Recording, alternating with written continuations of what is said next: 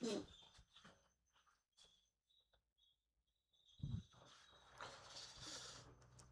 हिंद दोस्तों, मैं मनीष मिश्रा स्वागत करता हूं आपके अपने YouTube चैनल फ्यूचर कूल में। प्यारे छात्र, अगर आपने एनटीपीसी का फॉर्म भर रखा है और आगामी शिफ्टों में आपका एनटीपीसी का एग्जाम होना है, तो इस क्लास को आप बिल्कुल इग्नोर मत करिएगा, क्योंकि ये क्लास आपके लिए रामबाण साबित होने वाला है।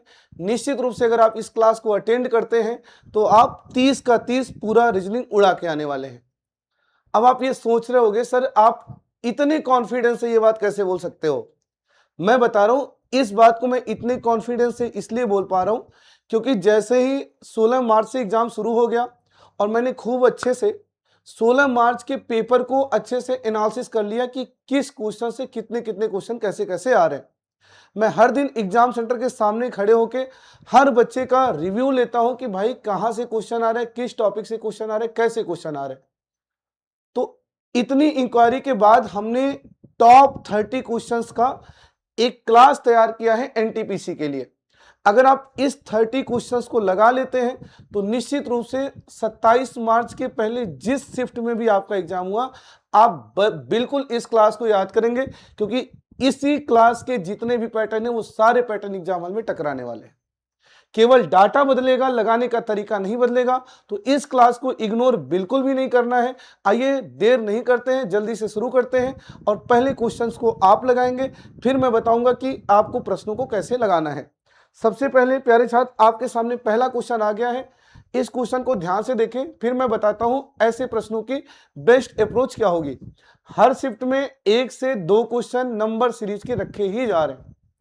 देखिए क्या कह रहे हैं, select the number that can come in place of the question mark in the following series. आप देख रहे होंगे ये एक श्रृंखला चल रहा है और इस श्रृंखला में जरूर कुछ लॉजिक लग रहा है। उस लॉजिक को हमें पहचानना है और पहचान के यहाँ क्या आएगा भरना है। प्यारे छात्र, जैसा कि आप जानते हैं, मैं एक छोटा सा रिवीजन करवाता चलता हूं। ये क्लास अगर आप रिवीजन करना चाहते हैं उसके लिए भी एनफ है, कैसे क्वेश्चन आ रहे हैं उसके लिए भी एनफ है, एक्सपेक्टेड क्या है उसके लिए भी एनफ है। जब भी नंबर सीरीज का क्वेश्चन आए तो सबसे पहले प्यारे छात्र आप ऑब्जर्वेशन करिए। ऑब्जर्वेशन किस बात का? स्क्वायर का, क्यूब का, स्क्वायर क्यूब के नियरेस्ट का, प्राइम नंबर का। क्या ये वर्ग नंबर है? सर नहीं। क्या ये घन नंबर है? नहीं। क्या वर्ग घन के आसपास है? नहीं। क्या ये अभाज्य है? नहीं। प्यारे छात्र, उसके बाद अगर मल्टीप्लाई हो सकता है तो मल्टीप्लाई करिए, और मल्टीप्लाई अगर नहीं हो सकता है तो डिफरेंस लीजिए, डिफरेंस लीजिए। और अगर यहां से भी क्वेश्चन नहीं लग रहा है प्यारे छात्र, तो आपको दो बातों का ध्यान रखना है। अगर सीरीज ऐसे घटते बढ़ते घटते बढ़ते घटते बढ़ते चल रहा है तो इसका मतलब है वो अल्टरनेट सीरीज है। और अगर कहीं धीमा कहीं तेज, कहीं धीमा कहीं तेज, कहीं धीमा कहीं तेज, तो वो समझ जाइएगा वो मिक्स सीरीज है। प्यारे छात्र, इस क्वेश्चन को अगर आप ध्यान से देखेंगे तो आप देखें यहां पे स्पीड 13 से 26 बहुत तेज है, बहुत तेज है, जबकि 26 से 29 धीमा है, 29 से 58 फिर तेज है, 58 से 61 धीमा है, 61 से 122 तेज है, 122 से 125 धीमा है। मतलब मैं ये समझ गया ये भी मिक्स सीरीज है, मिक्स सीरीज है। और अगर मिक्स सीरीज है तो ये मल्टीप्लाई 2 होगा, ये +3 होगा, ये मल्टीप्लाई 2 होगा, ये 3 होगा, ये मल्टीप्लाई 2 होगा, ये 3 होगा। तो प्यारे छात्र यहाँ पे मल्टीप्लाई 2 आएगा और 250 आंसर हो जाएगा। तो जिन प्यारे छात्रों ने ए आंसर दिया है बिल्कुल बिल्कुल सही आंसर माना जाएगा। इस तरह के 4 नंबर दिए जा रहे हैं और इन 4 नंबर में इस तरह कुछ हाइफन लगा हुआ है। प्यारे छात्र, इनमें आपसी कुछ रिलेशन देना है। जो भी रिलेशन आप दे पाए उस रिलेशन को कंफर्मेशन करेंगे। एक विकल्प होगा जो वैसा ही रिलेशन रखता होगा, वो आंसर आपका सही माना जाएगा। आप 10 सेकंड का टाइम लीजिए, सोचिए, फिर मैं बताता हूं।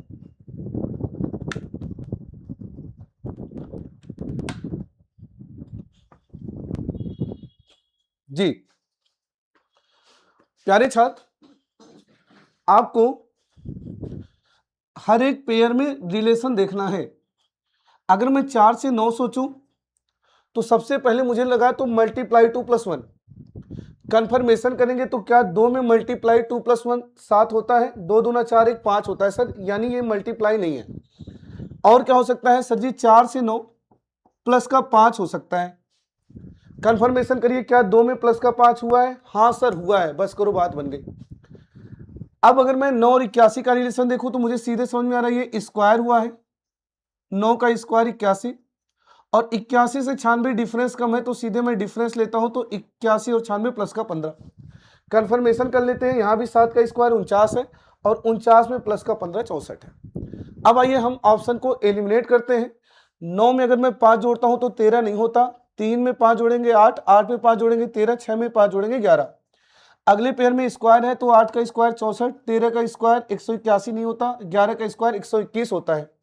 अगले पेयर में प्लस का 15 है, यहां देखते हैं क्या 64 में प्लस का 15 74 होता है, नहीं होता है। 121 में प्लस का 15 136 होता है। तो इस तरह आपको 4 एलिमेंट में रिलेशन आपसी ढूंढना है और वैसे ही विकल्प का चयन करना है जो वैसा ही लॉजिक रखता होगा। हाँ, एक क्वेश्चन बॉड मास के रखे ही जा रहे हैं, किसी किसी शिफ्ट में बॉड मास के 2 क्वेश्चन रखे जा रहे हैं, अर्थात मैथमेटिकल ऑपरेशन के, जो आप जानते हैं बॉड मास रूल से सॉल्व होता है। पहले ब्रैकेट, फिर ऑफ, फिर डिवीजन, फिर मल्टीप्लिकेशन, एडिशन, सब्ट्रैक्शन। पहले हमें भाग करना होता है, फिर गुणा करना होता है, फिर जोड़ करना होता है, फिर घटाना करना होता है। प्यारे छात्र, इतनी बेहतरीन अप्रोच बताने जा रहे हैं, इतनी बेहतरीन अप्रोच बताने जा रहे हैं कि निश्चित रूप से आपको मजा आ जाएगा। और अगर मजा आ जाएगा तो निश्चित रूप से आप एक लाइक करेंगे और क्लास खत्म होने के बाद कमेंट जरूर करेंगे कि क्लास आपको कैसी लग रही है। देखिए, सिंबल के मतलब समझा रहे हैं। A means divide, B means multiply, C means plus, D means minus है ना, D means minus. Then which of the following will result in 99। ये ए का अर्थ भागा है, बी का अर्थ गुणा है, सी का अर्थ प्लस है, डी का अर्थ माइनस है, तो किसका परिणाम 99 होगा। प्यारे छात्र, अगर आपको इस इक्वेशन को सॉल्व करके 99 लाना है, इंटीजर नंबर लाना है, पूर्णांक वैल्यू लानी है, तो प्यारे छात्र आपको ये सोचना है कि अगर वैल्यू पूर्णांक में लानी, इंटीजर लानी है, 99 लानी है, तो सबसे पहले इक्वेशन में डिवीजन होना बहुत जरूरी है, भाग होना बहुत जरूरी है। क्योंकि जब भाग होता है और भाग होके पूरा पूरा कटता है, तभी वैल्यू इंटीजर मिलती है। तो सबसे पहले हम उस विकल्प को चेक करेंगे जिस विकल्प में डिवीजन रिप्लेस होने के बाद पिछला वाला अगले वाले को भाग पूरा पूरा कर पा रहे हैं। तो आइए देखते हैं डिवीजन कहां आने वाला है। तो आप बोलेंगे सर जी ए की जगह पे डिवीजन आने वाला है, तो अगर मैं ए की जगह यहां डिवीजन लिया तो 12 को 7 नहीं काट पाएगा। यहां ए की जगह डिवीजन लिया तो 28 को 3 नहीं काट पाएगा। यहां ए की जगह डिवीजन लिया तो 39 को 3 काट पाएगा। और यहां ए की जगह डिवीजन लिया तो 3 को 1 काट पाएगा, सॉरी 3 को ये 12 नहीं काट पाएगा। तो प्रबल पॉसिबिलिटी है, सबसे ज्यादा पॉसिबिलिटी है ऑप्शन सी के सही होने की। तो ये सी को ही हम सबसे पहले चेक करेंगे। ये 28 हो गया और डी का मतलब माइनस हो गया, 39 हो गया, ए का मतलब भागा हो गया, 3 हो गया, और सी का मतलब प्लस हो गया, और ये 12 हो गया, और बी का मतलब क्या हो गया, बी का मतलब गुना हो गया, और ये 7 हो गया। प्यारे साथ सबसे पहले आपको डिवीजन करना है, तो डिवीजन करेंगे तो ये हो जाएगा 13। उसके बाद आपको मल्टीप्लाई करना है, तो 12 का 7 गुना हो जाएगा 84। और जब डिवीजन और मल्टीप्लिकेशन हो जाता है तो सब्ट्रैक्ट कर लीजिए या एडिशन कर लीजिए, कोई दिक्कत वाली बात नहीं है। तो 28 से 13 जाएगा 15, और 15 में 84 जुड़ेगा 99, यानी ऑप्शन सी 99 रिजल्ट दे देगा। तो प्यारे छात्र, जब भी ऐसा आएगा कि कौन सा ऑप्शन ये वैल्यू देने वाला है, तो अगर वैल्यू पूर्णांक है, इंटीजर है, तो वही विकल्प उठाइएगा जिसमें पूरा पूरा डिवीजन जाता हो। बाकी ऑप्शन पे टाइम वेस्ट मत करिएगा। निश्चित रूप से आप एनालॉजी के क्वेश्चन सॉल्व करना जानते होंगे। इस क्वेश्चन को सॉल्व करिए, फिर मैं बताता हूं। बहुत ही प्यारा प्रश्न है, सोचिए इस क्वेश्चन को।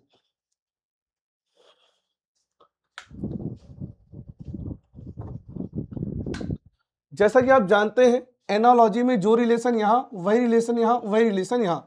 बच्चों के पास जो हथियार है, बच्चा क्या हथियार लेके आगे जाता है, उसके पास स्क्वायर क्यूब है, मल्टीप्लिकेशन है, एडिशन है। बच्चा यही सोचता है स्क्वायर क्यूब, मल्टीप्लिकेशन और डिफरेंस। तो यहाँ पे स्क्वायर तो हो नहीं पाएगा, मल्टीप्लिकेशन के ये कंडीशन में है नहीं। डिफरेंस लेंगे तो 18 का, जबकि यहाँ पे डिफरेंस 18 का ना होके 12 का हो जा रहा है। एनालॉजी ये कहता है जो यहाँ वही यहाँ। अब बच्चा ये सोचता है सर जी क्या करें क्या करें, डिफरेंस है नहीं, मल्टीप्लिकेशन है नहीं, और स्क्वायर क्यूब है नहीं। तो प्यारे छात्र, एक लॉजिक मैं आपको बता रहा हूँ कॉमन फैक्टर का, जो आपको कोई नहीं बताता, कोई भी नहीं बताता। कॉमन फैक्टर क्या होता है, दिए गए नंबर को जो जो नंबर काट देते हो वो सारे नंबर उसके कॉमन फैक्टर कहलाते हैं। तो एक बड़ा से बड़ा कॉमन फैक्टर सोचिए, एक बड़ा से बड़ा नंबर सोचिए जो 72 और 90 को काट दे। तो आप बोलेंगे सर जी 18, 18 का 4 गुना 72, 18 का 5 गुना 90। तो जरूर कोई होगा जो इसे 4 और 5 में बांटेगा। सर 16, 16 इसे बांट देगा, नहीं 16, 16 तो 3 बार में बांटेगा, जबकि 4 5 में बांटना है। सर 12, 12 का 4 गुना 48, 12 का 5 गुना 60। कन्फर्मेशन हो गया, कॉमन फैक्टर का लॉजिक चल रहा है। तो जरूर कोई होगा जो इसे 4 और 5 में बांटेगा। अब बात है 24 को 4 बार में कौन बांट पाएगा, तो सर 6 बांट पाएगा, क्योंकि 6 का 4 गुना 24 होता है, तो 6 का 5 गुना हो जाएगा 30। तो प्यारे छात्र, अगर क्वेश्चन स्क्वायर क्यूब से, मल्टीप्लीकेशन से, एडिशन से नहीं लग रहा है तो एक बार कॉमन फैक्टर सोच लीजिएगा, अदरवाइज इलॉजिकल तो आप जानते ही हैं। हाँ, इस क्वेश्चन को देखिए, सीरीज के सबसे ज्यादा क्वेश्चन सीरीज के आ रहे हैं। सबसे ज्यादा क्वेश्चन मैंने एक बच्चे से फाइनली पूछा, भाई किस क्वेश्चन से, किस चैप्टर से ज्यादा क्वेश्चन आ रहे हैं, तो उस बच्चे ने जवाब दिया सर अल्फाबेट का जो कैपिटल लेटर का सीरीज है वहां से क्वेश्चन ज्यादा आ रहे हैं। अब कैपिटल लेटर सीरीज में आजकल वो फंसा कैसे रहा है वो सुनिए। प्यारे छात्र, आप ये जानते हो कि ए का रैंक 1 होता है, लेकिन आपको ये भी समझना पड़ेगा कि ए का जरूरत पे रैंक साइक्लिक रैंक 27 भी होता है। अब आप बोलोगे सर कैसे, मैं बताता हूं ऐसे। जैसे आप देखिए, अगर आप ए से लेके अंग्रेजी वर्णमाला में जेड तक आते हैं तो कुल 26 अक्षर हैं। बिल्कुल है सर। मैं बोलूं ए की साइक्लिक क्या बनेगी, तो आप बोलेंगे सर 26 के बाद ये वापस 27वां हो जाएगा। बी का रैंक 2 है, साइक्लिक क्या बनेगा सर 26 के बाद 2 28वां हो जाएगा। सी का रैंक 3 है, साइक्लिक क्या बनेगा सर 26 के बाद ये 3 29वां हो जाएगा। यानी साइक्लिक रैंक 26 में उसी के रैंक को जोड़ के प्राप्त होता है। मैं बोलूं बी का रैंक 2 है, साइक्लिक क्या होगा, आप बोलेंगे सर 26 और 2 28 होगा। मैं बोलूं सी का रैंक 3 है, साइक्लिक क्या होगा, आप बोलेंगे सर 26 के बाद 26 3 29 है। साइक्लिक का यूज कहां होगा, सुनिए ध्यान से। आप ये समझ लो 26 अक्षर का छोटा सा चक्र है, और इस छोटे से चक्र में 23 23 20 20 18 18 19 19 कभी नहीं जोड़ता। तो जब गैप ज्यादा दिखे तो वहां साइक्लिक रैंक को, गैप को कम करिए। और दूसरा यूज कहां है, जैसे मान लीजिए मैंने आपसे बोल दिया कि डी में से 8 घटा दीजिए।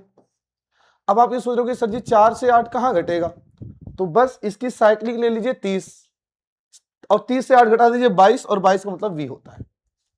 आइए चलिए क्वेश्चन को सॉल्व करते हैं।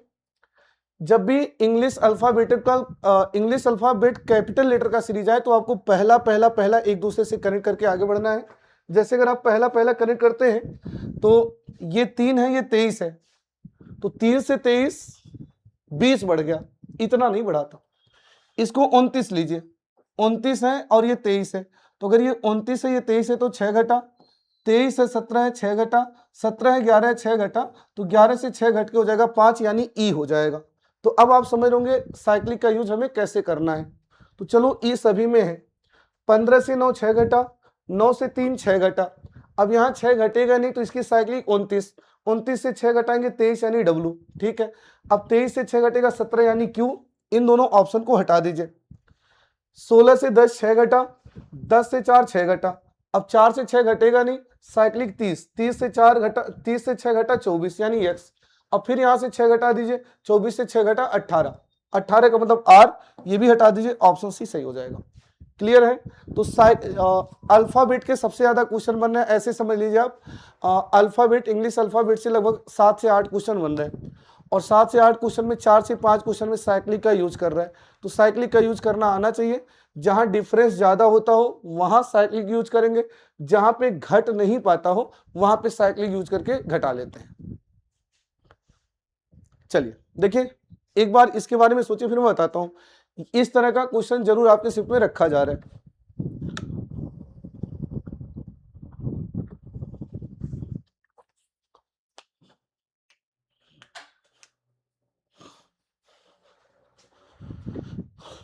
देखिए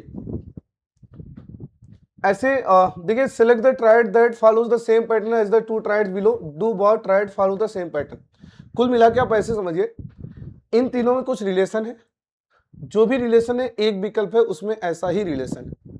बच्चे दो तरीके से कर सकते हैं, इनके आपसी रिलेशन निकाल के भी कर सकते हैं, एक विकल्प वैसा ही रिलेशन होगा। बच्चे पहला पहला पहला कनेक्ट करके भी एक दूसरे से रिलेशन देके उस तरह रिलेशन वाले विकल्प के साथ जा सकते हैं। मैं पर्सनली एडवाइस करूंगा कि आप पहला पहला पहला ही कनेक्ट किया करिए। तो जे के एल एक एक बढ़ रहा है, कंफर्म करिए, एन ओ पी एक एक बढ़ रहा है, तो आइए ऑप्शन हटाते हैं, ओ पी क्यू बढ़ रहा है, पी क्यू आर एक एक बढ़ रहा है, क्यू आर एस ये भी एक एक बढ़ रहा है, एल एम एन ये भी एक एक बढ़ रहा है। आगे आइए ई एफ एम, तो ई से एफ, अगर ई से एफ जाते हैं तो एक बढ़ा, और ये 6 से 13 जाते हैं तो 7 बढ़ गया। दूसरे वाले में 1 और 7 का गैप है, तो 9 से 10 1 बढ़ा और 10 से 17 7 बढ़ा, ठीक है। दूसरे पेयर में 1 और 7 का गैप है, तो 10 1 11 और 11 में 7 जोड़ के 18 आर चाहिए था, 11 1 12, 12 में 7 जोड़ के 19 यस चाहिए था, 12 1 13, 13 में 7 जोड़ के 20 चाहिए था, टी चाहिए था, 7 1 8 और 8 में 7 जोड़ के 15 ओ है, यानी डी विकल्प सही हो जाएगा। तो इस तरह पहला पहला पहला कनेक्ट करके पहला निकाल लेंगे, मतलब पहला पहला पहला कनेक्ट करके उसी तरह का लॉजिक देख लेंगे, फिर दूसरा दूसरा दूसरा कनेक्ट करके उसी तरह का लॉजिक देख लेंगे, जिसमें ये दोनों फुलफिल होता होगा वही उसके समान माना जाएगा। जल्दी से बताएंगे यहाँ पे क्या होगा। एक क्वेश्चन आपको जरूर दिखेंगे कि बताइए इसमें कौन सा अलग है, सोचिए सभी लोग।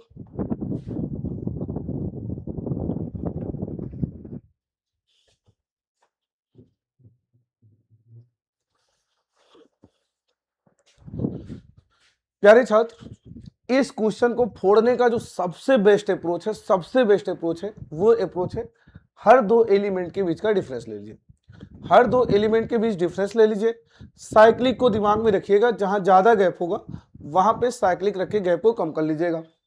ये 13 है, 17 है, प्लस का 4, ये 17 है और ये 26 है, 17 से 26 प्लस का 9, और ये 26 है और ये 5 है, तो 26 और 5 21 नहीं घटा दीजिएगा, साइक्लिक इसको 5 को 31 ले लेते हैं, तो 26 से 31 प्लस का 5, 7 है, 11 है, प्लस का 4 है, 11 है, 20 है, प्लस का 9 है, और 20 है, 25 है, प्लस का 5 है।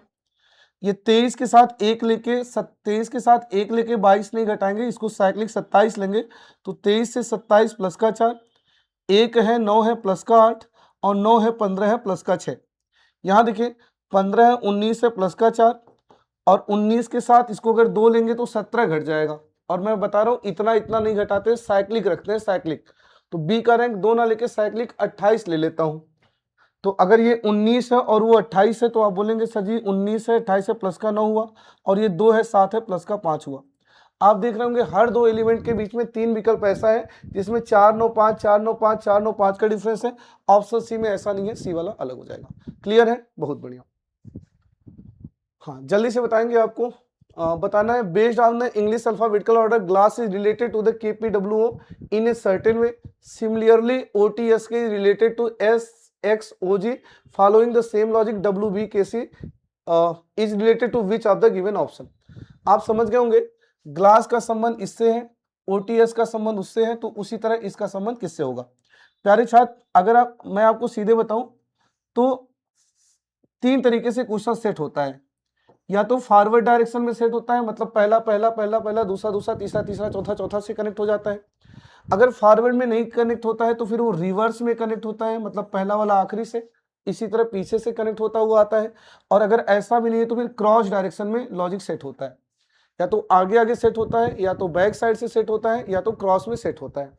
अगर मैं आगे आगे रिलेशन चेक करने का प्रयास करूं, ध्यान से देखिएगा, तो इसका पहला 7 है, इसका पहला 11 है, आप बोलेंगे सर प्लस का 4 हुआ, दिख नहीं रहा होगा, कलर बदलते हैं। इसका दूसरा 12 है, इसका दूसरा 16 है, तो आप बोलेंगे प्लस का 4 हुआ। इसका 1 है, इसका 1 है, और इसका 23 है, 22 बढ़ गया, और मैंने बोला इतना नहीं बढ़ाते, साइक्लिक लेते हैं, तो ए का रैंक 1 ना लेके 27 ले लेते हैं, इसका 23 ले लेते हैं, तो माइनस का 4 हो गया। ये 19 है, ये 15 है, माइनस का 4 हो गया।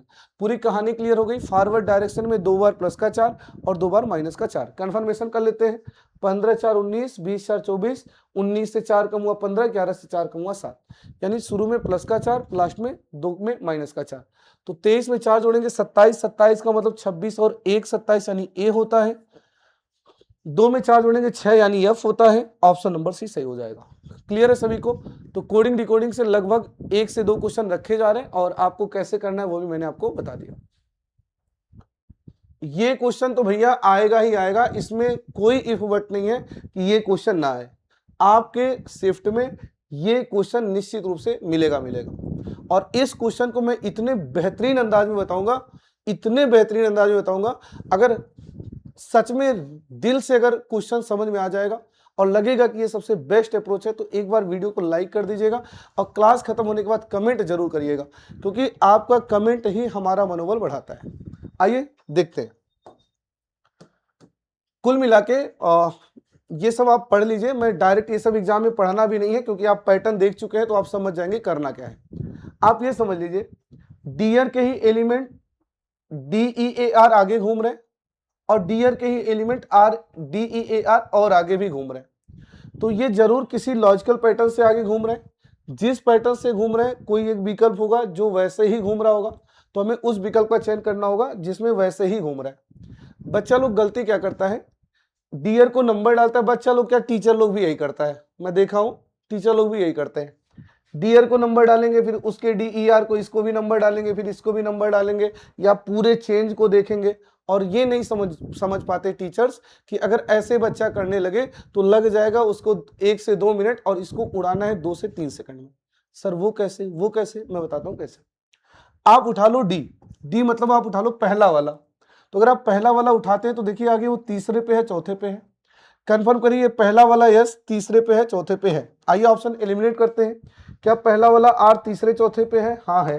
क्या पहला वाला डब्ल्यू तीसरे चौथे पे है? हाँ है। क्या पहला वाला जेड तीसरे पे है? नहीं है। क्या पहला वाला जी तीसरे पे है? नहीं है। अब आगे चौथे पे होके भी क्या करेगा। अब उठा लीजिए ई का मतलब दूसरा वाला, तो दूसरा वाला पहले पे है, तीसरे पे है। कंफर्म करिए, दूसरा वाला पहले पे है और हाँ दूसरा वाला पहले पे है, तीसरे पे है, तो दूसरा वाला पहले पे और तीसरे पे है। क्या दूसरा वाला ए पहले पे तीसरे पे है? सर पहले पे तो है लेकिन तीसरे पे नहीं है। क्या दूसरा वाला पहले तीसरे पे है? क्या दूसरा वाला पहले और तीसरे पे है? बिल्कुल है सर, ऑप्शन भी सही हो जाएगा। तो इसी तरह किसी एक एलिमेंट के पोजीशन को चेंज देखिए कैसे है, उसी तरह ऑप्शन को हटाते रहिए। फिर एक और उठा लीजिए, अगर 2 रह गए तो फिर उसके चेंज से जरूर एक और एलिमिनेट हो जाएगा, एक फाइनली रह जाएगा। हाँ, ये क्वेश्चन आपको समझना है। कारण एवं प्रभाव, ये आजकल रेलवे को सबसे ज्यादा प्यार इसी से हो गया है और इस क्वेश्चन को निश्चित रूप से आपको समझना पड़ेगा और मैं इतने बेहतरीन अंदाज में समझाऊंगा कि आप समझ पाएंगे, है ना। चलिए देखिए, पहले मेरी बात सुनिए। काज क्या होता है, इफेक्ट क्या होता है। हर लाइन अपने आप में इफेक्ट है, प्रभाव है, और हर प्रभाव के पीछे कुछ ना कुछ कारण है। राहुल का एनटीपीसी में चयन हो गया, ये प्रभाव है, इसके पीछे का कारण उसका मेहनत होगा। मनीष सर आपको सुबह सुबह पढ़ा रहे, प्रभाव है, इसके पीछे का कारण आपकी नौकरी दिलानी है। सड़क पर जगह जगह पानी भरा हुआ है, प्रभाव है, इसके पीछे का कारण बरसात या कुछ और हो सकता है। तो दुनिया की हर लाइन प्रभाव है और हर प्रभाव के पीछे कुछ ना कुछ कारण है, मतलब कारण पहले होता है, प्रभाव बाद में होता है। प्यारे छात्र, यहाँ पे 2 तरीके से रेलवे अटैक कर रहा है, आपको प्रभाव दे रहा है और फिर पूछ रहा बताइए इसके पीछे का कारण क्या होगा। कभी कभी कारण दे रहा है और बताइए, बोल रहा बताइए इसके पीछे, इसके बाद का प्रभाव क्या होगा। कभी कभी क्या कर रहा है, कारण देके उसके बाद का प्रभाव पूछ रहा है, कारण देके उसके बाद का प्रभाव पूछ रहा है, कभी कभी प्रभाव देके उसके पीछे का कारण पूछ रहा है। अब आइए हम कुछ एग्जाम्पल से आपको समझाने का प्रयास करते हैं कि क्या आंसर बनने वाला है। जैसे मैं आपसे कहूं, पिछले एक सप्ताह से बहुत ज्यादा आंधी तूफान बरसात हो रहा है और बर्फबारी भी हो रहा है। मैंने कारण दे दिया, एक कारण दे दिया, पिछले एक सप्ताह से आंधी तूफान बरसात हो रहा है और बर्फबारी भी हो रहा है, तो ये कारण है। अब इसका प्रभाव सुनिए। प्रभाव नंबर 1, शहर में जगह जगह पानी लगा हुआ है। सर बिल्कुल ये प्रभाव हो सकता है। मैं बोलूं शिवाजी नगर में 5 पेड़ गिर गए हैं। सर ये भी प्रभाव हो सकता है, क्योंकि मैंने अपने रियल लाइफ में इस बात को फील किया है कि अगर आंधी तूफान बरसात बर्फबारी होता है तो उसके प्रभाव में पेड़ गिरता तो है, ये भी हो सकता है। मैं बोलूं लोग अपने सामान्य जीवन जी रहे हैं, सर ये प्रभाव नहीं हो सकता, क्योंकि अगर बर्फबारी हो रहा है, आंधी तूफान बरसात आ रहा है तो लोग सामान्य जीवन जी रहे हैं, ये उसका प्रभाव नहीं हो सकता। तो अगर मैं आपको कोई कारण दूं तो उसके बाद वाला प्रभाव आप बता सकते हैं। मैं बोलूं राहुल का एनटीपीसी में चयन हो गया, वो स्टेशन मास्टर बन गया। अब बताइए इसका प्रभाव क्या हो सकता है। अब वो मस्त शिमला घूम रहे हैं, सर बिल्कुल प्रभाव हो सकता है। अब वो फ्लाइट से आ रहा है जा रहा है, सर बिल्कुल प्रभाव हो सकता है। अब वो लोगों से 10-20 रुपए उधार मांग रहे हैं, सर ये प्रभाव नहीं हो सकता। टीचर कुछ ऐसे धन्य हैं आप लोग, प्रभु कहाँ थे अभी तक आप लोग, मैं यही नहीं समझ पाता। कुछ टीचर ऐसे कहते हैं कहाँ पे पेड़ का जिक्र हो गया, कहाँ शिवाजी नगर कॉलोनी का जिक्र हो गया। प्यारे प्यारे छात्र, प्यारे प्यारे अध्यापक गण, मैं आपको ये कहना चाहूंगा कि एक धारणा और निष्कर्ष ऐसा टॉपिक है जहां आप आउट ऑफ स्टेटमेंट नहीं सो सकते। दुनिया के किसी काज के अनगिनत इफेक्ट हो सकते हैं और किसी इफेक्ट के पीछे के अनगिनत काज हो सकते हैं। कभी कभी क्या करेगा, आपको प्रभाव दे देगा, बोलेगा बताओ इसके पीछे का कारण क्या है। जैसे मैं आपको एक प्रभाव दे देता हूं कि एक मंदिर है जिसमें पूरी वीरानी छाई हुई है। मैंने प्रभाव दे दिया, एक मंदिर है जिसमें पूरी वीरानी छाई हुई है। अब बताइए इसके पीछे का कारण क्या क्या हो सकता है। कारण नंबर एक, कोरोना आ गया है। जो कोरोना एक वायरस फैल रहा है जो एक दूसरे के टच में आने से फैल रहा है। हाँ सर, ये कारण हो सकता है। ये कारण हो सकता है कि अगर एक दूसरे के टच में आने से कोरोना फैल रहा है तो उसके प्रभाव स्वरूप मंदिर में वीरानी हो सकता है, क्योंकि वहां टच में आ जाते हैं। दूसरा मैं बोलूँ, एक इंजीनियर आया था और उस मंदिर के ढांचे को असुरक्षित बताया है। हाँ सर, ये भी कारण हो सकता है। इस कारण के परिणाम स्वरूप मंदिर में वीरानी दिख सकती है। नवरात्र आ गया है, श्रद्धांजलुओं में जो है पूजा पाठ को लेकर बहुत ही उत्साह है। सर ये कारण नहीं हो सकता। अगर नवरात्र आ गया, लोगों में उत्साह है, तो उसकी इस कारण का ये प्रभाव नहीं हो सकता कि वीरानी छा जाए। तो किसी भी कारण का हम प्रभाव बता सकते हैं और किसी प्रभाव के पीछे का हम कारण भी बता सकते हैं। तो आइए देखते हैं आपको कारण क्या दिया जा रहा है। शहर यक्ष में पिछले दिनों से गाज और भारी बारिश हो रही है। मौसम विभाग ने अगले 48 घंटे में और बारिश की आशंका जताई है ना। मतलब एक शहर है जहां खूब बारिश वारिश हो रहा है और अगले 48 घंटा फिर बारिश होगा। तो बताना है ये संभावित प्रभाव। देखिए संभावित लिख रहा है, संभावित का मतलब पॉसिबल इफेक्ट का मतलब एक काज के बहुत सारे पॉसिबल इफेक्ट हो सकते हैं। अब आंधी तूफान बरसात आ रहा है, तो आइए देखते हैं इसका प्रभाव क्या होगा। बिजली विभाग ने बिल बढ़ा दिया, ये कब से प्रभाव होने लगा। बरसात से बिल कब से बढ़ने लगा भाई। जल जमाव आया, सर ये हो सकता है। पेड़ गिर गया, 12 लोग घायल हो गए, सर ये हो सकता है। अगर आंधी तूफान बरसात आ रहा है तो पेड़ गिर गया, ये संभावित पॉसिबल इफेक्ट हो सकता है। और पानी भरा हुआ है, ये भी पॉसिबल इफेक्ट हो सकता है। आप ये देख सकते हैं प्रभाव हमेशा बात का होता है, ऑप्शन से पता चल जाएगा आपको बताना क्या है। देखिए यहाँ संभावित प्रभाव बताना है, मतलब आगे क्या क्या प्रभाव हो सकता है। भारी वर्षा और अचानक आई बाढ़ से शहर के अनेक निचले क्षेत्र में पानी भर गया। इसका प्रभाव, राज्य सरकार ने शहर एक्स के नगर पालिका के नया प्रमुख नियुक्त कर दिया। अच्छा, पानी भरने से नया प्रमुख नियुक्त हो जाएगा, ये प्रभाव कब से होने लगा। राज्य सरकार ने शहर के निचले क्षेत्र में फंसे 5500 से अधिक व्यक्तियों को निर्वाचित किया। हाँ सर, ये प्रभाव हो सकता है। जब पानी वानी भर जाता है तो 5500 लोग, 5600 लोग, 2000 लोग, 100 लोग, 2 लोग, 5 लोग निकाले तो जाते हैं। ये पॉसिबल इफेक्ट हो सकता है। शहर एक से निर्वाचित किए गए नागरिकों की सहायता के लिए अनेक स्थान पर भोजन और पानी वितरित किया जा रहा है। सर बिल्कुल ये भी होता है, जब पानी वानी भर जाता है तो लोगों को भोजन की व्यवस्थाएं, पानी की व्यवस्थाएं कराई जाती हैं। तो इस काज के ये दोनों पॉसिबल इफेक्ट हो सकते हैं। ठीक है, चलिए कभी कभी देखिए कारण पूछ लेता है, इनके पीछे का पॉसिबल कॉज क्या हो सकता है।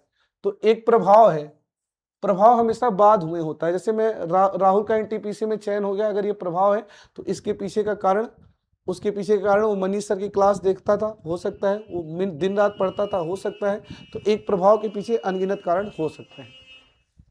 आराकोनम चेन्नई मार्ग पर अनेक रेलगाड़ियां देरी से चल रही हैं। चेन्नई आराकोनम में रेलगाड़ियां देर से चल रही हैं। बताइए इसके पीछे का कॉज क्या हो सकता है। कॉज नंबर एक, रेलवे ने नवंबर से दिसंबर 2023 तक कोलकाता और पटना के बीच 2 हॉलीडे ट्रेन चलानी। अच्छा, कलकत्ता और पटना के बीच हॉलीडे ट्रेन चल रहा है, तो क्या इस कारण से यहाँ पे चेन्नई आरकोनम मार्ग पे जो है देर होने लगा। सर वहाँ कलकत्ता और पटना के बीच स्पेशल हॉलीडे ट्रेनें चल रही हैं, तो इस कारण से ये प्रभाव थोड़ी बनेगा कि चेन्नई आरकोनम मार्ग पे ट्रेन देर से चलने लगेंगे। दूसरा क्या कर रहे हैं, कल रात आरकोनम जंक्शन पर एक ट्रेन दुर्घटना हो गया जहां एक्सप्रेस ट्रेन की 7 बोगियां पटरी से उतर गई और पटरियों के पार गिर गई। हाँ सर, ये कारण हो सकता है कि अगर ट्रेन पटरी से उतर गई है, वो भी कहां पे, आराकोनम जंक्शन पर, तो इस कारण का ये प्रभाव हो सकता है कि आरकोनम चेन्नई मार्ग की रेलगाड़ियां देर से चलाई जा रही हैं। तो अब आपके अंदर एक माइंड सेटअप बन गया होगा, आप अपने रियल लाइफ से कनेक्ट करके किसी कॉज के आने वाले इफेक्ट्स बता सकते हैं और किसी इफेक्ट के पीछे के कॉज भी बता सकते हैं। क्लियर है, चलिए निश्चित रूप से इस तरह का एक क्वेश्चन आपको देखने के लिए मिल ही रहा है, हर शिफ्ट में लगभग ये क्वेश्चन आ ही रहा है और ये आपको आना चाहिए और उम्मीद है आप एग्जाम देने जा रहे हैं, आपको आता भी होगा और नहीं भी आता होगा, मेरी जिम्मेदारी है कि मैं हर स्टूडेंट्स को ये समझा पाऊँ कि ये वाले क्वेश्चन कैसे लगाने हैं।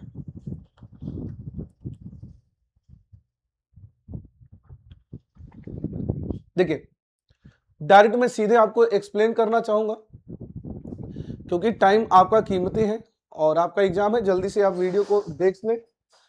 आपको संख्या प्रतीक दिए जा रहे हैं, उसके कोड दिए जा रहे हैं, कुछ कंडीशंस दी जा रही है और क्वेश्चन पूछा जा रहा है। ठीक है, आपको बताना क्या है, 749 @ और डॉलर का आपको कोड बताना है। ठीक है, अब जो आपसे क्वेश्चन पूछा जाएगा ये क्वेश्चन किसी ना किसी कंडीशन में जाके टकराएगा। हो सकता है ये क्वेश्चन कंडीशन 1 में टकराए। अच्छा सोचो अगर ये कंडीशन ना होता तो सीधे इसका कोड हम डायरेक्ट बता देते, जिसके नीचे जो है वो उसका कोड है उसको छाप देते, आंसर मिल जाता।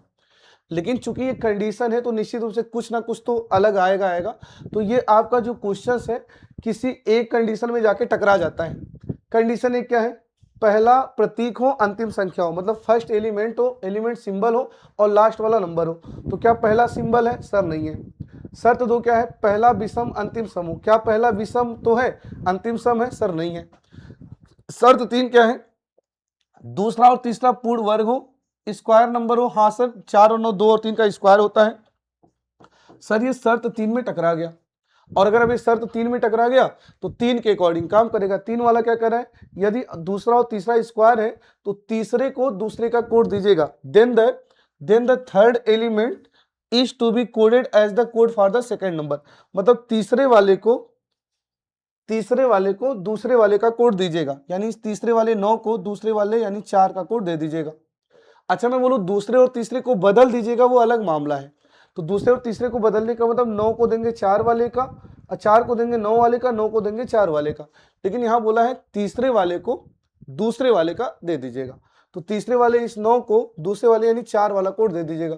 तो 4 वाला कोड क्या दे दीजिएगा, जेड दे दीजिएगा तीसरे वाले को। सर बाकी का क्या करें, बाकी का छाप दीजिए। आइए छाप देते हैं। 7 का हो जाएगा ए, 4 का तो है ही जेड, @ का क्या हो जाएगा, @ का हो जाएगा एन और डॉलर का हो जाएगा डॉलर का ई। तो AZZNE किस विकल्प में, डी वाले में, ये सही हो जाएगा। सभी लोग समझ गए क्या? बहुत बढ़िया। ब्लड रिलेशन का ये क्वेश्चन आपको देखने के लिए जरूर मिलेगा। आप इस क्वेश्चन को मात्र 1 सेकंड में फोड़ सकते हैं। पहले आप सोचिए फिर मैं बताता हूं कैसे फोड़ना है।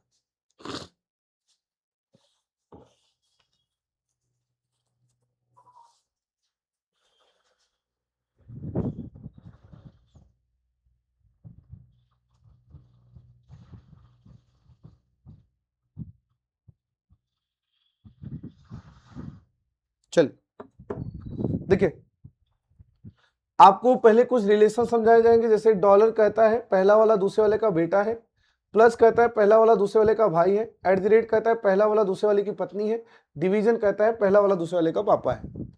आपको EN में रिलेशन बताना है। तो प्यारे छात्र अगर जिन 2 एलिमेंट में रिलेशन बताना हो उन 2 एलिमेंट में आपको राइट टू लेफ्ट चलना है।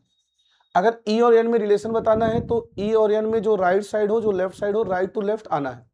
तो EN में रिलेशन बताना है तो हम राइट टू लेफ्ट आएंगे। अब आइए रिश्तों को कनेक्ट करते हैं। डिवीजन क्या कहता है, डिवीजन कहता है पापा, पहला वाला दूसरे वाले का पापा, तो ये इसका पापा हो गया। @ क्या कहता है, @ कहता है पत्नी, तो पापा की पत्नी मम्मी हो गई। और डॉलर का मतलब पुत्र, मम्मी का पुत्र तो भाई लगेगा, मम्मी का पुत्र तो भाई लगेगा और प्लस का मतलब भाई, और भाई का भाई भी तो भाई ही लगेगा। तो कुल मिला के मैं समझ गया EN का भाई लगेगा, EN का भाई लगेगा। और जिसके साथ से लगा होता है या जिसके साथ इंग्लिश वर्जन में टू लगा होता है उसका रिलेशन नहीं बताते। How is E related to N, मतलब यहाँ में E का पद बताना है और मैंने देखा E का पद क्या निकला, भाई का, आंसर क्या निकलेगा, भाई का। सभी लोग समझ गए? तो इस तरह आप आराम से इसको फोड़ सकते हैं। तो हाँ ये देखिए, किसी शिफ्ट में वाटर इमेज और मिरर इमेज की क्वेश्चन भी आ रहे हैं, तो निश्चित रूप से आप उसे भी आराम से तोड़ सकते हैं, फोड़ सकते हैं। बताइए इस क्वेश्चन का आंसर क्या आएगा।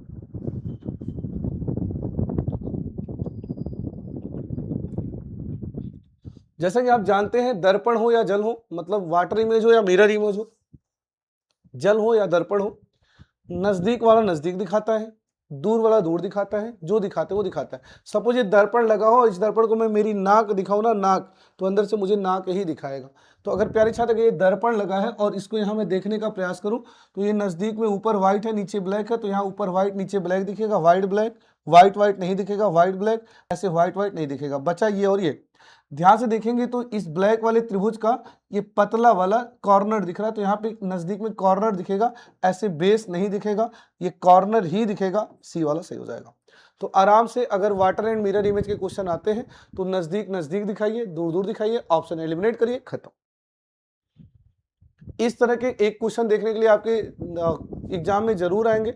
आपको 5 संख्याएं दी जाएंगी 3-3 डिजिट की, उसमें कुछ छेड़छाड़ करने के लिए बोलेगा, और जो छेड़छाड़ करे बोले आराम आराम से वही छेड़छाड़ कर दीजिए, आंसर कर दीजिए। बताइए आंसर क्या आएगा।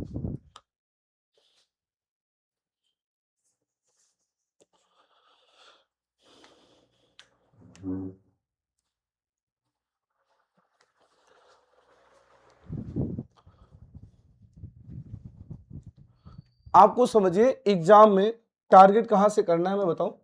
आपको टारगेट यहां से करना है, क्योंकि इससे पहले जितनी बातें हैं सब बकवास है। ये कहना 6 9 7 में फर्स्ट डिजिट 6 है, सेकंड 9 है और थर्ड 7 है, ये कोई बताने वाली बात है। हम जानते नहीं है किसको पहला किसको दूसरा किसको तीसरा कहते हैं, हमको पता है पहला दूसरा तीसरा कौन सा है। आइए कह रहा है सबसे बड़ी संख्या का पहला अंक, सबसे बड़ी संख्या का पहला अंक, first digit of the highest number, जो सबसे हाईएस्ट नंबर है उसका पहला डिजिट। तो इसमें सबसे बड़ा नंबर कौन है, आप बोलेंगे सर सबसे बड़ा नंबर 951 है, तो इसका पहला नंबर 9 हो जाएगा। आगे क्या कह रहे हैं, सबसे छोटी संख्या का तीसरा अंक, सबसे छोटी संख्या कौन सा है सर 127, और इसका तीसरा अंक हो जाएगा 7।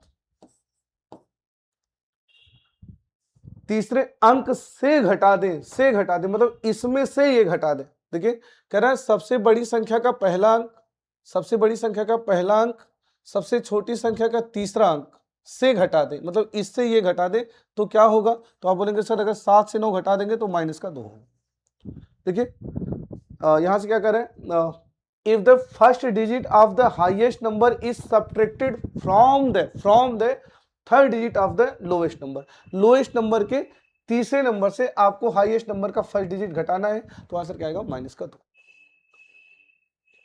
हाँ, बॉक्स पजल तो प्यारे छात्र अगर आपको लगाना नहीं आता तो निश्चित रूप से आपके अंदर कमी है।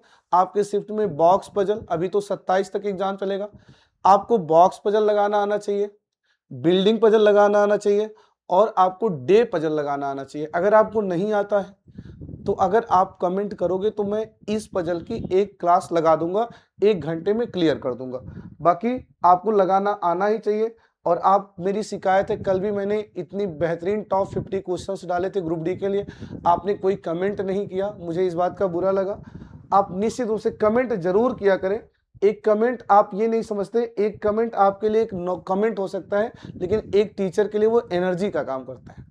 तो कोई भी वीडियो देखें, अगर आपको लगता है कि इस वीडियो ने आपको थोड़ा भी कुछ सिखाया है, तो निश्चित रूप से आपकी जिम्मेदारी बनती है कि गुरु दक्षिणा के रूप में आप एक कमेंट जरूर छोड़ें कि आपको क्लास कैसी लगी। और मैं निश्चित रूप से कह रहा हूं इस चैनल पे आपको रीजनिंग, पूरे दुनिया का सबसे बेहतरीन रीजनिंग मिलने वाला है। जब भी बॉक्स पजल आए प्यारे छात्र, तो जितने बक्से हों उतने नंबर डाल लीजिए। जैसे 7 बक्से हैं तो 7 तक का नंबर डाल लीजिए। सर नंबर ऊपर से नीचे डालें या नीचे से ऊपर डालें, इस बात का कोई लड़ाई नहीं है, आपका जिधर से मन करे उधर से नंबर डाल लीजिए, क्योंकि यहाँ नंबर से रिलेटेड कुछ पूछा नहीं जाता। जब बिल्डिंग पजल होता है तो नंबर नीचे से ऊपर जाता है, बाकी कोई और पजल है तो आप कहीं से नंबर डाल सकते हैं। और नंबर डालने के पीछे का रीजन, किसी की अगर सीटें फिक्स हैं तो उसको मैं वहां पे बैठा पाऊं।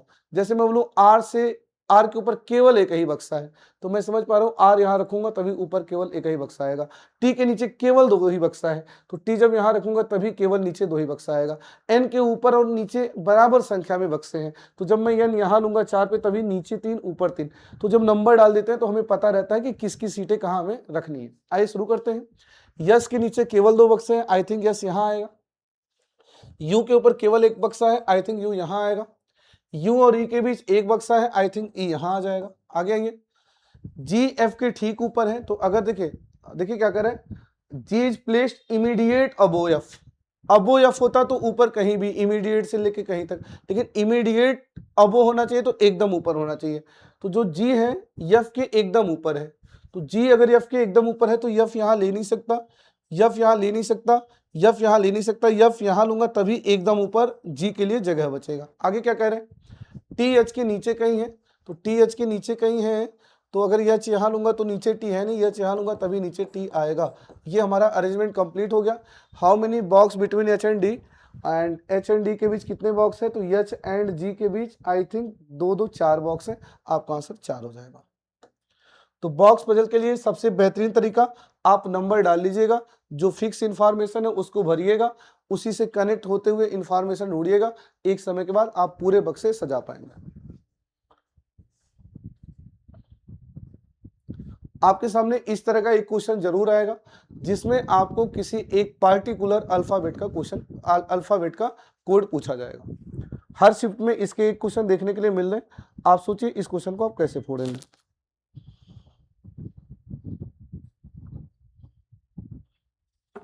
देखिए आपको बताना है आर का कोड। प्यारे छात्र, अगर आपको आर का कोड बताना है तो आप ध्यान से देखिएगा, आर पहले शब्द में भी है और आर दूसरे शब्द में भी है, तो राइट साइड से आर का कोड वही होगा जो पहले में भी हो दूसरे में भी हो। तो 2 नहीं हो सकता, 4 नहीं हो सकता, 8 नहीं हो सकता, 3 है, सॉरी 3 नहीं 5 है, 5 है जो पहले में है दूसरे में है, तो इसका कोड 5 हो जाएगा। एक जो है कंडीशनल नंबर से क्वेश्चन जरूर आपके सीरीज में आएगा। आपके शिफ्ट में 2 क्वेश्चन रख दे रहे हैं। मैंने कल एक लड़के से पूछा, नहीं लड़का नहीं शायद गर्ल्स थी, उस गर्ल से पूछा कि कितने क्वेश्चन आ रहे हैं इसके, तो उसने सीधे बोला कि जो है कम से कम 1 से 2 क्वेश्चन तो रख ही रहे। करे देखिए, how many odd numbers are there, each of which is immediate preceded by an even number and immediate followed by an even number। मतलब आपसे ऐसे करें, ऐसे कितने विषम नंबर है, ऐसे कितने विषम नंबर है, ऐसे कितने विषम नंबर है जिनके पहले भी सम नंबर है, जिनके पहले भी सम नंबर है और जिनके बाद में भी सम नंबर है। ऐसे कितने भी सम हैं जिनके पहले भी सम है और बाद में भी सम है। बच्चे गलती क्या करते हैं, अपनी तरफ से एक नियम बना लेते हैं कि हम सम विषम सम ढूंढेंगे, तो सम विषम सम, सम विषम सम विषम सम ढूंढते हैं, तो कभी कभी उनके आंसर गलत भी हो जाते हैं। गलत क्यों होने का रीजन सुनिए, कभी कभी हम सम विषम सम ढूंढते हैं तो सम विषम सम, फिर आगे कहीं सम विषम सम, होता क्या है कभी कभी ये जो सम विषम सम है, तो जो इसका लास्ट वाला सम है, इसी सम से भी एक उसी इंड से एक सम विषम सम बगल में ही बन रहा होता है, तो फिर हम सम विषम सम के चक्कर में भूल जाते हैं, एक आधा मिसिंग हो जाता है। तो हम आपको एडवाइस करेंगे कि आप हर एक विषम पे रुकिए, हर एक विषम पे रुकिए और चेक करिए कौन से इतने या कितने विषम ऐसे हैं जिनके पहले सम है और बाद में सम है। तो आइए, ये विषम चलेगा, पहले सम है बाद में सम है, ये विषम भी चलेगा, ये विषम नहीं चलेगा, और देखिए ये विषम नहीं चलेगा, ये भी नहीं चलेगा, ये भी नहीं चलेगा, ये भी नहीं चलेगा, ये विषम चलेगा, पहले सम है बाद में सम है, ये विषम भी चलेगा, ये नहीं चलेगा, नहीं चलेगा, नहीं चलेगा, नहीं चलेगा, ये भी विषम चलेगा, नहीं ये नहीं चलेगा, इसके पहले सम तो नहीं है। तो आई थिंक कितने हो जाएंगे, 4 आंसर हो जाएगा 4। तो जिन बच्चों ने 4 आंसर दिया है बिल्कुल बिल्कुल सही आंसर है, एक्सीलेंट, बहुत बढ़िया। इस तरह के क्वेश्चन जरूर आएंगे, जैसा कि आप जानते हैं एनालॉजी। अब मैं इसका इतना बेहतरीन अप्रोच बताने जा रहा हूं, इतना बेहतरीन अप्रोच बताने जा रहा हूं, निश्चित रूप से आपको मजा आ जाएगा, मैं गारंटी के साथ कर रहा हूं, मजा आ जाएगा। इस क्वेश्चन को 1 से 2 सेकंड में कैसे फोड़ना है, इस क्वेश्चन को मैं लगा देता हूं, फिर उसके बाद आप लगाइएगा। एनालॉजी कहता है जो लॉजिक यहां होना चाहिए वही लॉजिक उधर भी होना चाहिए, जो लॉजिक यहां हो वही लॉजिक यहां हो। इसका मतलब हुआ इस क्वेश्चन में हमें बस इतना सा करना है कि हैज और परसेंटेज में यहाँ क्या रिप्लेस कर दूं, मतलब किस विकल्प को यहाँ रिप्लेस कर दूं कि जो लॉजिक यहाँ वही लॉजिक यहाँ हो जाए। बच्चे गलती क्या करते हैं, हर ऑप्शन को रखते हैं और रख के पूरे को सॉल्व करते हैं और पूरे को सॉल्व करके टाइम अपना बर्बाद कर लेते हैं। लेकिन मैं आपको एडवाइस करता हूं, रखेंगे तो जरूर इसे हम, लेकिन हम पूरे को सॉल्व नहीं करेंगे, हम केवल पहले पहले को सॉल्व करेंगे। जैसे अगर मान लीजिए मैंने यहाँ पे आई क्यू टी लिया, ध्यान से देखिएगा, मैंने यहाँ पे आई क्यू टी लिया, तो पहला आई बनेगा, इसका पहला वी बनेगा, तो 9 से 22 13 बढ़ा, तो फिर यहाँ मैं 15 में अगर 13 बढ़ाता हूँ तो 15 में 13 बढ़ाएंगे तो 28, 28 का मतलब 26, 2 28 बी होता है, जो कि यहाँ पे बी नहीं है, तो ये वाला गलत कर दीजिए। अगर मैंने यू जेड टी लिया, यू जेड टी लिया, यू जेड टी लिया, तो पहला यू, इसका पहला वी, तो यू से वी प्लस का 1 हुआ, तो ओ में प्लस का 1 करेंगे तो पी होना चाहिए, क्यू नहीं होना चाहिए, ये भी हटा दीजिए। अगर मैंने वाई वी टी लिया तो वाई से वी 25 से 22 माइनस का 3 हुआ, 15 से माइनस का 3 यल है, यानी इसके सही होने की संभावना ज्यादा है। तो आइए इसी से हम चेक कर लेते हैं। अगर मैंने यहाँ वाई वी टी लिया और यहाँ पे मैंने क्या लिया, एल आई जी लिया, तो इसके प्रबल सही होने की संभावना है 25 से 22 माइनस का 3, 22 से 19 माइनस का 3, 20 से 17 माइनस का 3। कंफर्मेशन करेंगे तो 15 से 3 कम हुआ 12, 12 से 3 कम हुआ 9, 10 से 3 कम हुआ 7। यानी ऑप्शन ए अगर लिया जाए तो जो लॉजिक यहाँ वही लॉजिक वहां पे सेट हो जाएगा।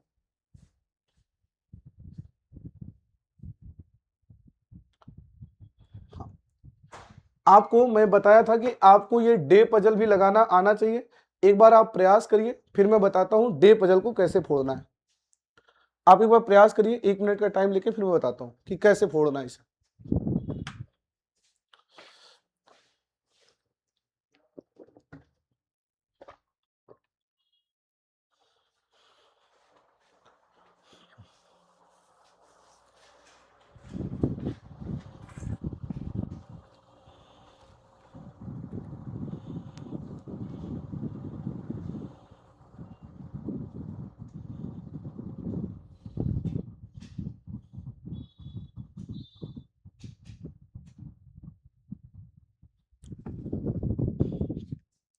देखिए 3 3 6 7 में प्रत्येक की परीक्षा सोमवार से शुरू होकर रविवार को समाप्त होती है। C D E F F S T and U each have exam on different day of the same week starting on Monday and ending on Sunday.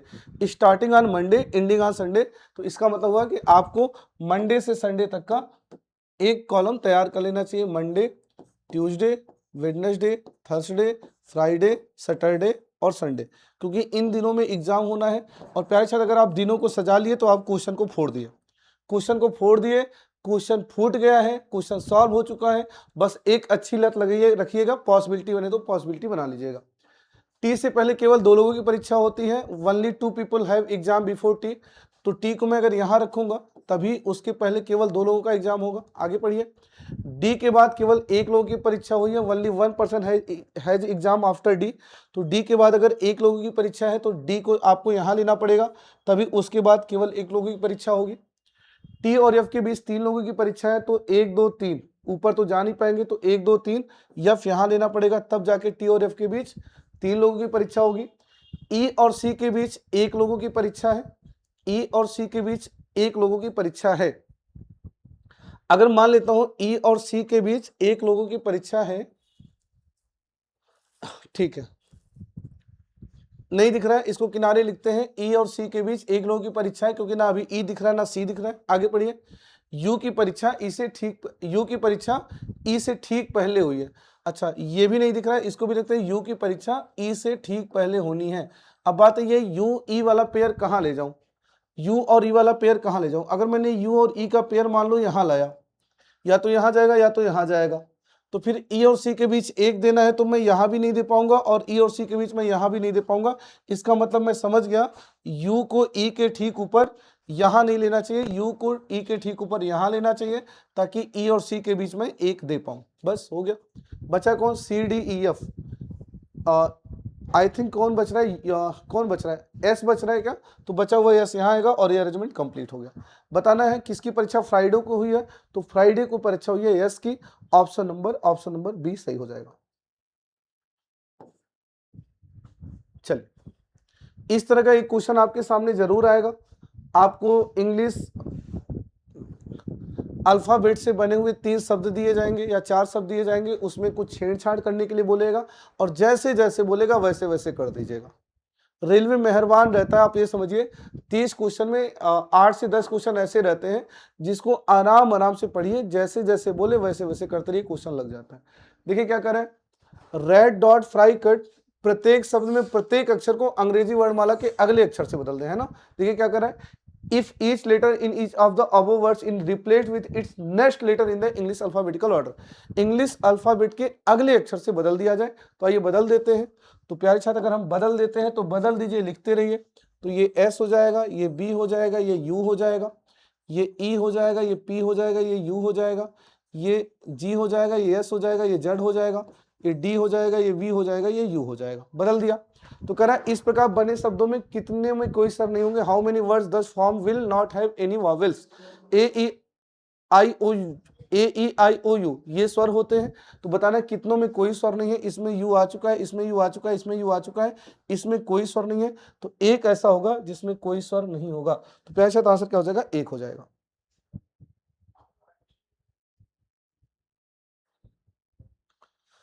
इस तरह का एक क्वेश्चन आपके एग्जाम में रखा जा रहा है और ये भी जैसे जैसे बोला है वैसे वैसे करना है। देखिए क्या कह रहे हैं, संख्या 143 758 6 में विषम में एक जोड़िए, सम में दो घटाइए, इस प्रकार नई संख्या में सबसे बड़े और सबसे छोटे संख्या का अंतर बताइए।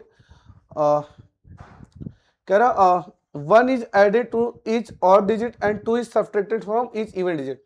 तो बच्चे क्या करते हैं, बार बार एक ही चीज पढ़ते हैं, जबकि उनको एक ही बार में दिमाग में बैठा लेना है कि विषम है तो एक जोड़ना है, सम है तो दो घटाना है। अब इसको अपने कॉपी में डायरेक्ट उतारना है, विषम में एक जोड़ना है तो और सम में दो घटाना है। तो ये हो जाएगा 2, ये हो जाएगा 2, ये हो जाएगा 4, ये हो जाएगा 8, ये हो जाएगा 6, ये हो जाएगा 4 और नहीं ये सॉरी ये हो जाएगा 6 और ये हो जाएगा 4। तो मैंने क्या किया, बस मैंने ये देखा जहां जहां मुझे विषम दिख रहा था वहां वहां मैं एक जोड़ दे रहा था और जहां जहां सम दिख रहा था वहां मैं दो घटा दे रहा था। जैसे देखिए 1 हो गया, 3 हो गया, 7 हो गया, 5 हो गया, ये विषम थे तो मैंने देखिए इसमें एक एक बढ़ा दिया, इसे 2 कर दिया, इसे 4 कर दिया, इसे 8 कर दिया और उसे 6 कर दिया। और जो सम थे वहां मैंने दो दो घटा दिए हैं, जैसे 4 से 2 घटा दिया, यहाँ 8 से 2 घटा दिया, 8 से 2 घटा दिया और यहाँ 6 से 2 घटा दिया। तो एक ही बार पढ़िए, दिमाग में फीड करिए और जैसे बोला गया हो वैसे करते हुए आगे बढ़िए। तो कह रहा है इस प्रकार बड़ी संख्या में सबसे बड़ा और सबसे छोटा, तो सबसे बड़ा आई थिंक 8 होगा और सबसे छोटा क्या होगा 2, इनका डिफरेंस बताना है तो इनका डिफरेंस 6 हो जाएगा। तो प्यारे छात्र आप कमेंट करके जरूर बताएंगे कि आपको ये वीडियो कैसी लगी और अगला क्लास आप मुझसे किस टॉपिक का चाहते हैं। आप कमेंट करेंगे, अगले दिन वो टॉपिक आपको इस चैनल पे मिलेगा। चलिए मिलते हैं अगली क्लास में, कमेंट जरूर करेंगे, वीडियो को शेयर करिए। तब तक के लिए जय हिंद, जय भारत।